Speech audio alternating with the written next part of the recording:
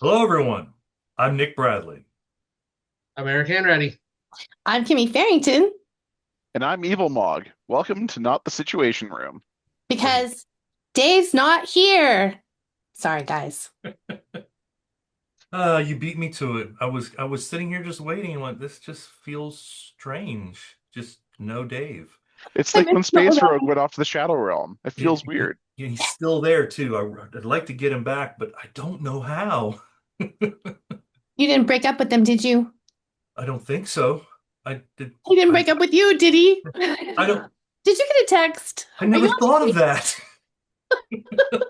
No, we're still friends. We love him dearly. Me I too. never. I never thought I'd get dumped by a space rogue. Hmm. Playing in the void. Unbelievable. Anyway. So I was waiting, and normally, Kimmy, you're the one that reels us back in when we talk too much, but I'm going to reel us in and say, so what do we have to talk about this week? All right. But So the first thing we have on our list today is let's talk about the Stryker attack. So Stryker is a Michigan-based specialist in surgical equipment. Hmm. They were hacked last week in an attack that affected thousands of mobile devices and other systems. Oh, good story. Yeah. Iran-linked Handala hack team gained access to Stryker's global network and issued destructive commands that wiped more than 200,000 servers and mobile devices across 79 countries, that's halting manufacturing operations and forcing thousands of employees home. Although Stryker reported no evidence of ransomware or malware, multiple sources suggested that the attackers may have abused Microsoft Intune or a similar cloud based device management platform to initiate mass remote wipes. I may have is confirmed to be they did. I have a lot more than one question, but the one question that does come to mind is why in the nine hells would you have a self-destruct basically installed on your corporate network? Why? What Well, here's the what thing. You what have to possible manage things what from the possible cloud. reason could you ever have to say wipe everything?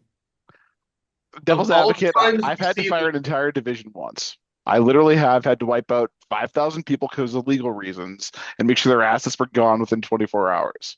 Oh, But okay, that's like a but break glass action.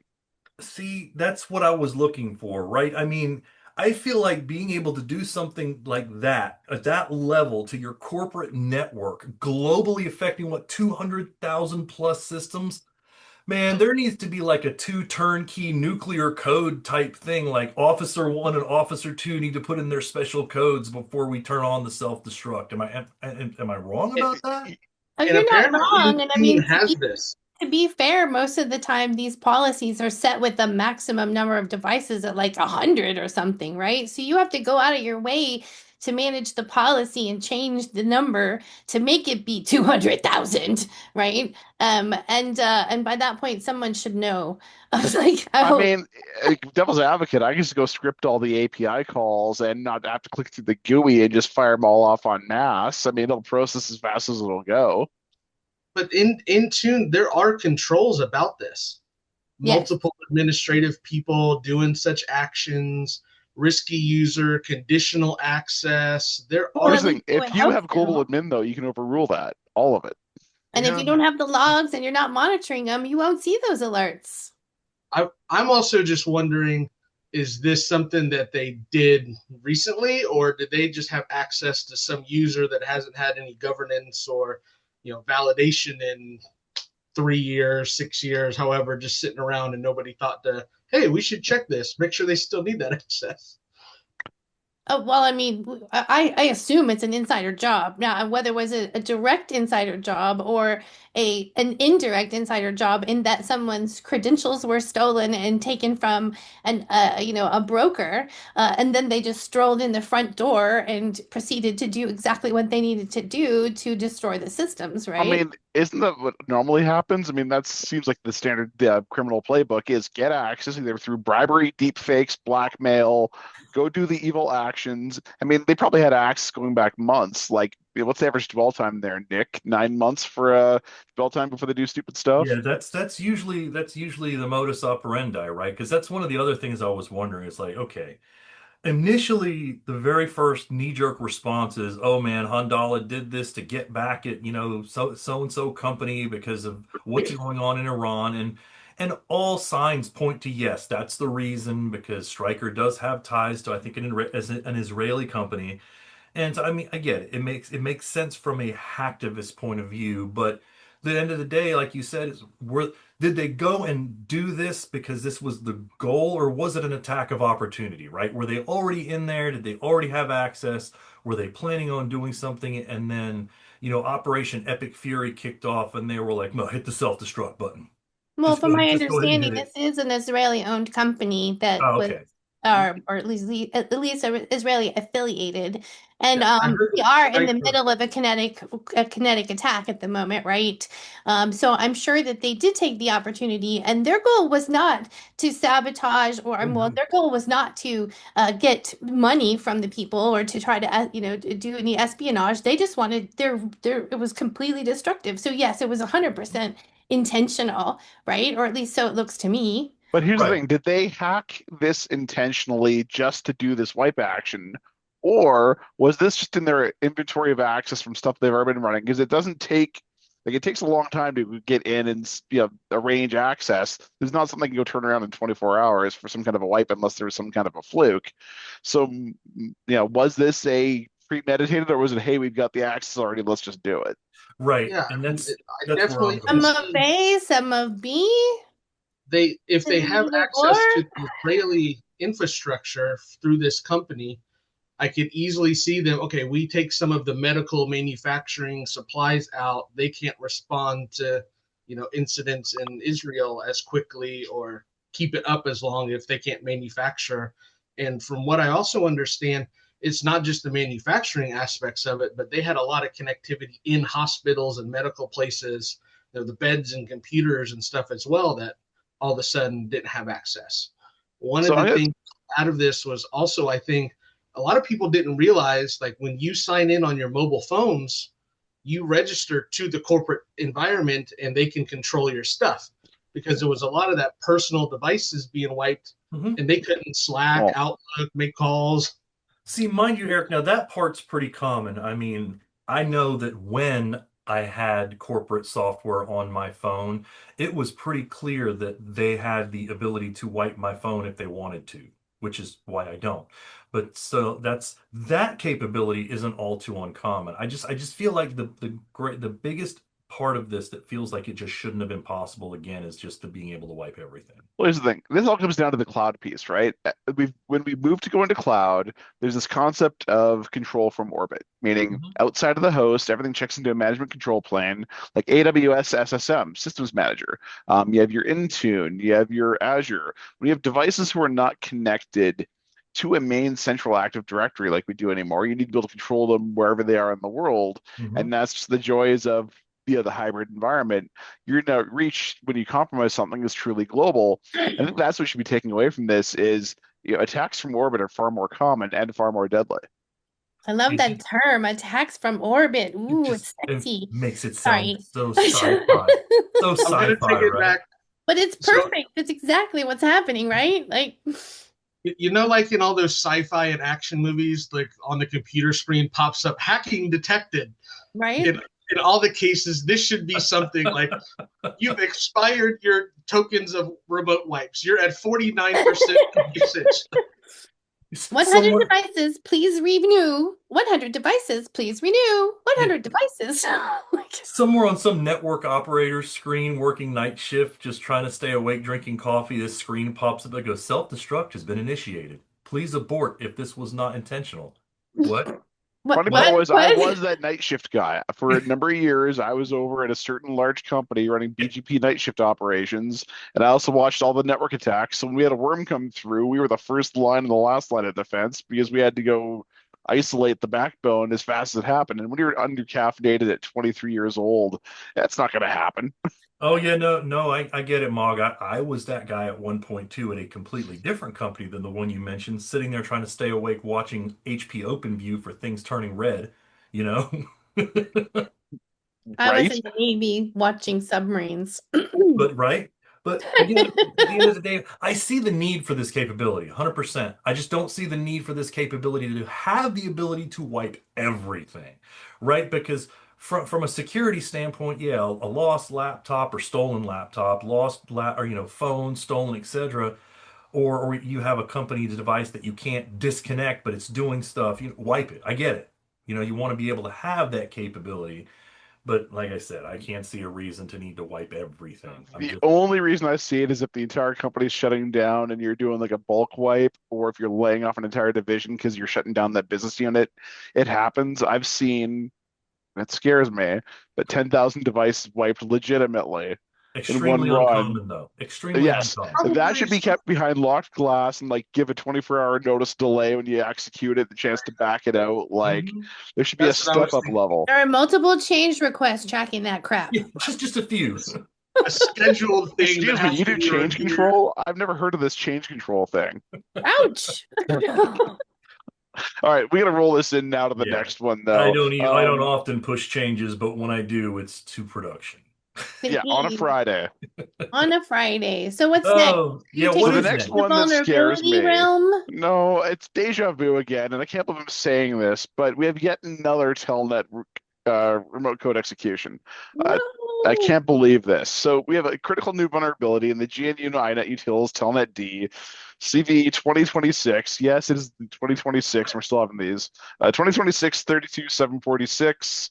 CVSS score of 9.8, allowing attackers to gain full unauthenticated remote control of affected systems. Wait. This is Full unauthenticated remote full unauthenticated remote control. control. Yes. Ouch. That sounds like a Yeah. 10. So I'm just this is saying. caused by a buffer overflow in the Telnet line mode, which is basically again that out-of-band communication protocol we talked about in the last series of talks. So basically, this gives you remote code execution as root, runs with full privileges, and it's in legacy embedded IoT devices.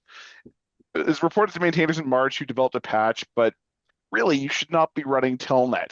I'm sorry, there's only one place where Telnet should be legally allowed, and that's a 3270 terminal with proper encryption and like a different client and backend server piece as a protocol. Sometimes But I forget that Mog is Canadian until he says that he's sorry. Then I remember. yeah, Wait. I know, no doubt about it, and all the other, Oh. oot. Eh.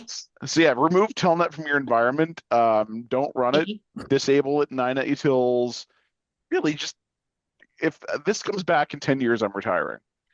So, If this goes back in 10 years, I'm retiring anyway. I mean, I'm hoping to be retired at that point. you and me both. You and me both. Now, here's the thing that at first I just want to jump on the hate wagon with this and go, why? Telnet, why? It's like when I see an FTP vulnerability, it's like, why? But then I hear the key words, right? Legacy IoT, embedded, and I'm like, oh, that's why. Because ICS Wait a second. technology. because you How probably old is don't even. IoT to be legacy at this point? Well, that's true. I'm thinking OT more than IoT, but OT, yeah, OT I it's can see. But just the, internet legacy at that right. point, right? Like Well, the when you build problem is something that works, people are really hesitant to retire it, This even 100%. is beyond fully, legacy. This is older than BGP. This is so old it shouldn't be allowed near any kind of production or even have an option to be turned on. I agree. I agree with you, but But port but 23 exists. yeah, I see the problem. And this is like I said, I didn't see this right away. The problem again is those two things I mentioned, embedded and OT, because at this point Mhm. now, you've got things that you may not even know you're running Telnet. You may not even have a clue that it's there in your environment. I mean, I'd like to think you know what's in your environment, but when it comes to these OT devices, especially these legacy OT devices, some of them that were never designed to be connected to the internet. Everything was supposed to be all on its own intranet, if you know what I'm saying. Yeah, right. And Behind a locked I mean, door, heck, my only printer connected has to the Segment, Telnet phone. running on it. segment. yeah, Yeah, oh yeah, segment your network. Yes, yes, exactly. I was like, well, So yeah, remember, friends don't let friends use Telnet. And some of these OT environments were not, right. like I said, they were never designed to be accessed from the internet. But then somewhere along the way, somebody learned I can work from home and do things much more, much quicklier or faster, quicklier. If Said a word today. I lost the word, I can do things so much faster if I can just do it from home.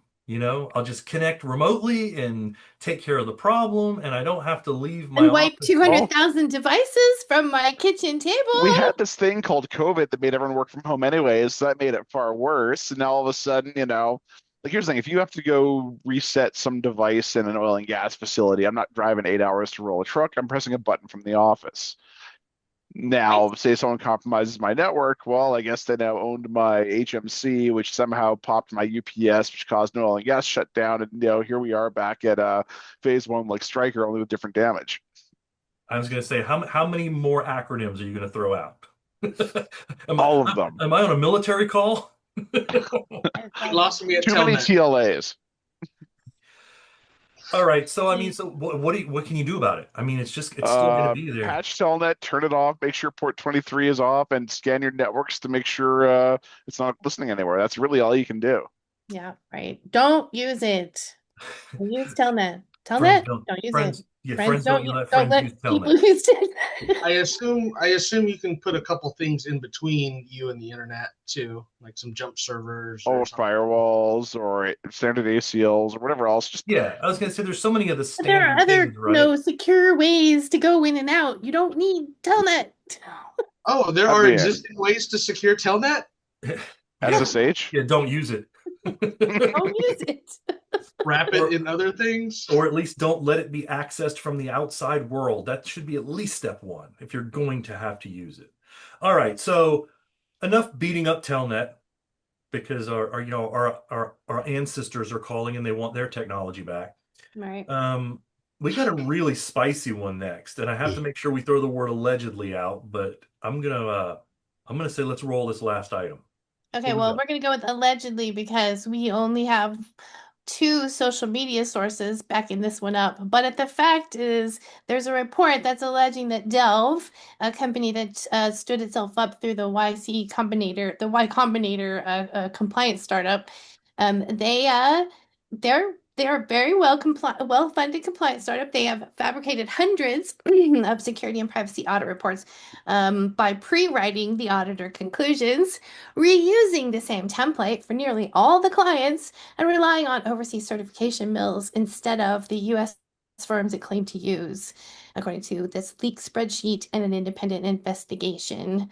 The social media sources we found it on were, X and some. Where was the other place, Mog?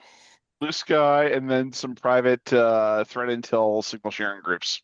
Nice. So I mean, at So this least is an emerging situation. it's an emerging situation indeed, but it certainly sounds particularly negative for users of AI who've decided that they're going to just churn out certifications like ISO and your ISO 27001 and your Or HIPAA and SOC GDPR? 2 and Yeah. GDPR compliance reports. So let me All ask this one question. Why is it always the 30 under 30 crowd that leads to some sort of serious fiasco or issue? Like the 30 under 30 list seems to have issues, or at least issues behind their products, and it's been pretty consistent in terms of alleged problems. what is the 30 under 30? I'm not familiar with The, Experience. the term. 30 under 30 is a list that comes out every once in a while of top 30 entrepreneurs under 30. There's various variants Oh, of that. For example, there was that blood testing startup. Everyone wound up Oh, that was one, on yes. there. And there's been a number of ones like this coming up. And so it's a good way to watch for alleged snake oil. oh, Oh, okay, good call on that one. I like that, the 30 under 30. That where is this being advertised? It's a number of media outlets who shall not remain named for various reasons post Certainly. various lists like this. And generally, the people on those lists, if you fast forward a number of years, there's some kind of controversy behind their platform. Got it. Got it. I Yeah, I feel mean, like this we've was been a exploring interesting uses of AI and data in these startup companies the last couple of conversations we've had, right? This is just another use of somebody seeing an opportunity and filling it it's like, with, hey, Yeah. hey, Right? a Always monetized have way of answering the problem. Oh, you need certifications? Well, I've got your I certifications. got your Well, what Right back, certifications takes right me Yeah. right here. back So to my what guts me college on this days. whole And piece is you talk to them like, oh yeah, we're some Ivy League dropouts, and this is common among these people on this list of, hey, I dropped out of large Ivy League school at 21 to go found a compliance startup that's valued at a ridiculous amount to go ease a compliance issue. So yeah, compliance is a service, but yeah, I'm not surprised, but I'm kind of shocked at the same time that what as far as it did. I mean, quick this is knowledge. right up there with, churning out research papers and other stuff that people want and need, and then they don't want to actually do the work for it, so they just pay for it, right? So I can And in this understand. case, with the Yeah. allegedly, this goes one step further. We can't confirm that they didn't do these things that are checked off in their compliance things, that AI pre-generated for them, and so that they did them. So and the company can then say, well, I didn't see that result, so they can claim that they thought they had compliance because they told them so. Then it just has to go into court and make a bunch of lawyers. And that's the thing, Always right? Because I'm sitting here thinking, there's ways to do things like this. I mean, they're definitely snaky and not above board, but where they play the legal gymnastics to make sure that they're meeting the requirements of the agreement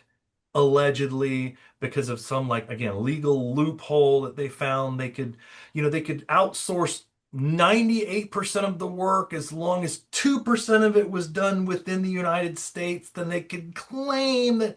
But no, I don't know. This feels like it's just straight up fraud.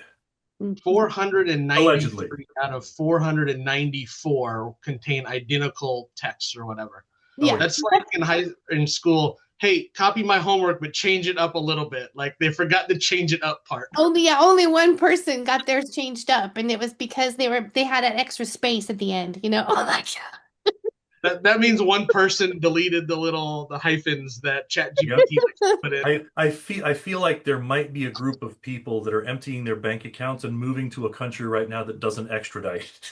I mean, it's just so icky, right? Like, I mean, you read the allegations in the report. The auditor conclusions and test procedures are reportedly pre-written in draft reports before clients even provide their company description, which would violate AICPA independence rules requiring auditors to independently design tests and form conclusions. Now we got this covered. We got your answers too. Don't worry. All 259 Type 2 reports claim that the zero security incidents, zero That's personnel what got changes, me, Kimmy. zero customer terminations, and Zero. zero cyber incidents during the observation period, with identical, quote, unable to test conclusions across every client. So Like, let me ask you this though: if someone made a SaaS offering for this, are any of the big four or other consulting and auditing firms doing something similar, just hiding it better? It I mean, I very would well hope could be. that while they have a template, they at least try to customize it to the customer they're dealing with, right? Like, Right. Well, so Dustin, see, the point you're making there is what I was getting at is the legal gymnastics, right? There's a difference between jumping through legal hoops and double speak and legal, hoopla to make it meet what you said you were doing versus straight up fraud. Hmm. And I just This feel is like this one straight is up straight fraud. up fraud. And I this will is have straight to up say fraud, no doubt. allegedly, allegedly. Allegedly. I mean, I always joked I could replace the big four with an LLM and enough lawyers, but they just beat me to the punch. Oh, I'm still all just right, laughing at. everybody. On that note, I think I'm gonna call this a wrap and draw the curtain. So Right. thank you all for joining today. Thank you everybody for watching. And that's going to be the end of our shenanigans for this episode. So like, follow, share, subscribe, leave a comment, and We'll see you next time.